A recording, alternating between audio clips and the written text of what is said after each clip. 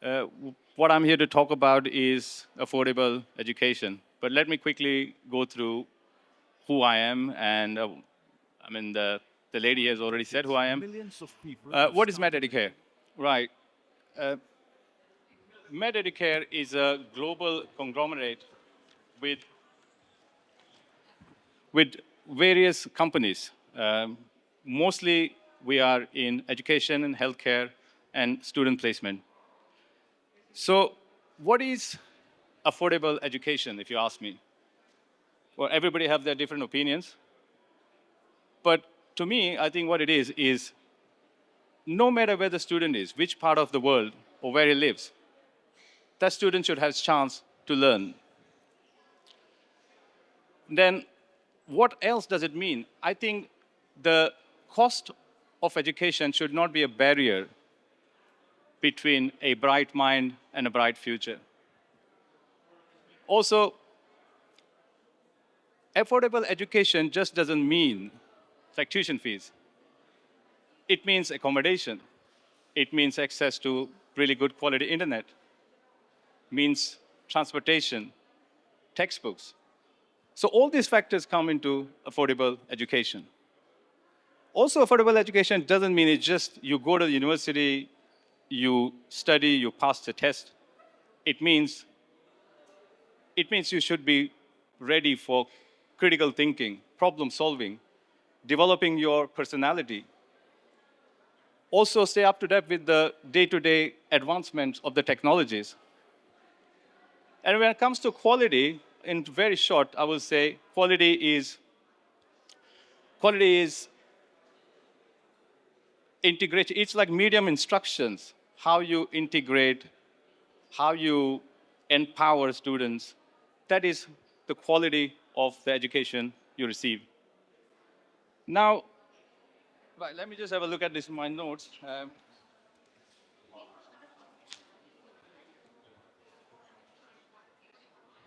Right, so I'm going to touch on a few subjects here which I thought was important. Uh, the other part of affordability that goes hand in hand is also the accessibility to quality education.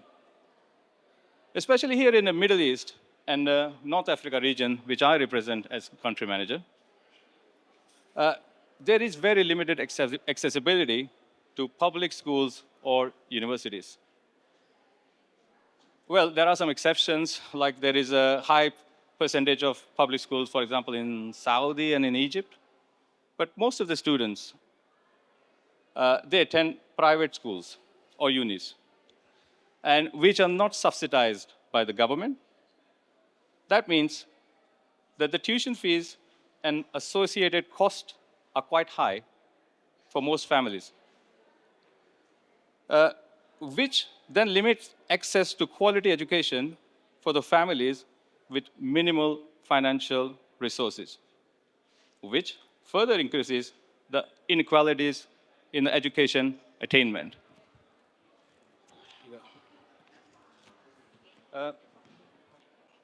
There are students who further suffer isolation, and this is quite important to the region that I represent, especially those living in the countries which are under international sanctions.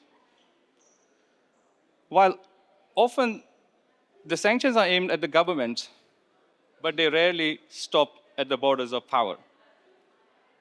They often hit the societies, especially the youth. Students in these countries face, for example, blocked access to online learning platforms, inability to pay for international exams or applications due to banking restrictions, disqualification from sponsorship due to nationalities, software, educational tools, research databases that are geo-locked, and also license restrictions. And the list goes on. I mean, these are the few I just wanted to highlight. So what message are we sending when we deny a student the right to learn due to the passport or politics that they did not choose? And more so, more so, the aspiring students in these very countries need more help and guidance to quality education so they can help their communities, their countries to stabilize and prosper. Uh, well, I'll just take a seat. Now I will tell you briefly about our founder and our owner, Dr. Pani Bhushan. It's quite related to how this education and studying abroad thing started with him. So Dr. Pani was born in India, and he aspired to become a doctor himself. But due to the lack of seats and uh, other variables such as quota for general and reserved, well, basically he could not get the seat to study medicine in India. And he was forced, and he was also forced by the affordability factor that we are discussing here. And it was the challenges faced by similar other students as like him. So he looked at option of studying abroad for medicine. He started his degree in Russia and graduated from Almaty State National University in 2000. He returned to India to practice, and that's where the other students from India approached him to inquire about his experience of studying abroad to become a doctor. He soon realized it was a growing trend in India, and he saw this challenge or maybe as an opportunity. And he saw that he could help uh, solve this issue of the students. So what he did is he started by sending 4 students to study abroad. And in 2004, he started the journey with 14 students when he established ISM, which is International School for Medicine in Kyrgyzstan. He was joined by his classmates and other doctors who saw his vision to help the students achieve their dreams or ambitions. Today, there are over 14,000 practicing doctors graduated from the universities in CIS and in Georgia. Also, his work led to reforms at ISM to transition curriculum to English language. So the medium of studying is English. He quickly also realized that the importance of establishing student support infrastructure. For example, with Indians, it's always the food. So he started with Indian mess, taking the chef from India. So today, Educare, which we are, based here in Dubai, is striving the same purpose of affordable access to quality education. We have stakes in universities by investing in infrastructure and teaching facilities to improve the amenities and academics. Our programs are integrated, and we have students first approach at MEC. We work together with the local governments to make the education accessible, affordable, and attractive in their countries for foreign students. We also intensely work with other universities in Europe, US, Canada, to facilitate student exchange or student placement programs. And we are always looking to add new degree programs that align with the modern and global industry trends. So basically what we have now, I will tell you about Educare now, a little bit about universities. We predominantly work with medical programs, MD. We have 3 universities in Georgia which are accredited. The accreditations are recognized all over the world. We also have a university in Barbados, which is in Caribbean.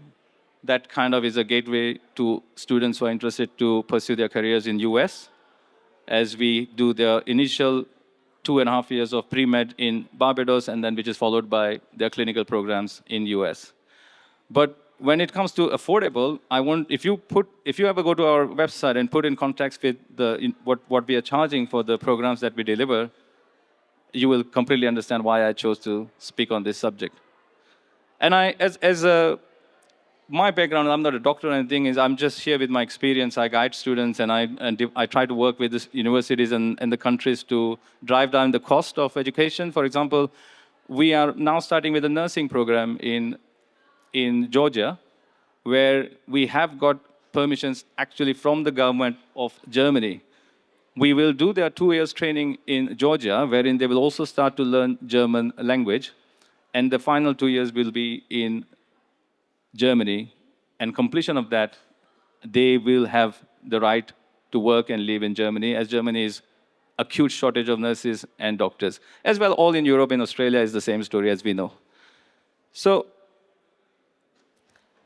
what was the point of me talking here is, don't get financial constraints on your family just by being under pressure that, oh, I must send my child to Europe or US or Canada or Australia. That doesn't mean she's just going to be, or he or she's just going to be a better professional. You must think about how can you sustain this as a family without with the constant living cost. Also, you must also factor in factors such as not far ago we had COVID, and there could be job losses. And the worst thing, a death in the family. Would you still be able to sustain the education of your child? Or you will have to, we have this, to be honest with you, we have this case right now where we have some students from certain countries which are going through very financial hardships. And the students have actually opting to take breaks simply because their parents cannot afford to support their education. So I don't think I'm going to take any more time. If anybody wants to discuss this any further personally, I'm around here. But otherwise, I wish every student here best, all the parents here comfort, knowing that they can support the education of their children, and best of health to everyone here. Thank you very much.